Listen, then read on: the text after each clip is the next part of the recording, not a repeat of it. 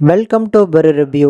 இந்த வீடியோவில் நெட்ஃப்ளிக்ஸில் வெளிவந்திருக்கிற ரூத் அண்ட் போஸ் திரைப்படம் எப்படி இருக்குது அப்படிங்கிறத அந்த பார்க்க போகிறோம்.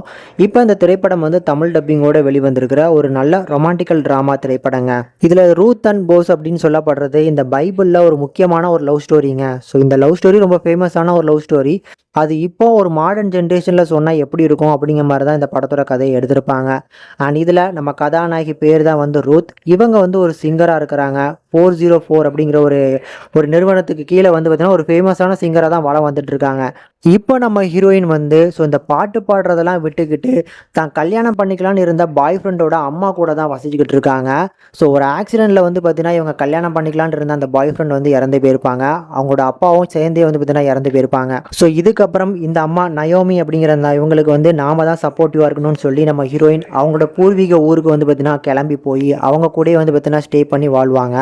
அங்கே தான் பார்த்தீங்கன்னா ஒரு திராட்சை தோட்டத்தில் வேலை பார்ப்பாங்க. அந்த ஓனருக்கும் நம்ம ஹீரோயினுக்கும் ஒரு கட்டத்தில் காதல் உண்டாகுது. ஸோ அந்த காதல் எந்த மாதிரி சேர்ந்துச்சா இல்லையா அப்படிங்கிறதான் அந்த படத்தோட மிச்ச கதையே. படம் ஒரு ஃப்ளாட்டான ஒரு லவ் ட்ராமாவாக எடுத்திருப்பாங்க. ஸோ படத்தில் வரக்கூடிய ஒரு சில கதாபாத்திரங்கள் நல்லா இருந்துச்சு. முக்கியமாக இந்த படத்தில் எக்கச்சக்கமான சாங்ஸ் வரும். எல்லாமே இங்கிலீஷில் தான் வருது.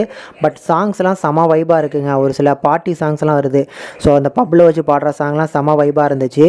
இந்த மாதிரி படத்தில் வரக்கூடிய லவ் போர்ஷன்ஸ் ஓரளவுக்கு சுமாராக இருந்தாலுமே சாங்ஸ் கண்டிப்பாக பார்த்தீங்கன்னா படத்தை ஹோல்ட் பண்ணியிருக்கு. பர்ஃபார்மன்ஸ் ஓரளவுக்கு சூப்பராகவே பண்ணியிருக்கிறாங்க. டெக்னிக்கல் சப்போர்ட்டை பொறுத்தளவுக்கு ஓரளவுக்கு நல்லா பண்ணியிருக்கிறாங்க.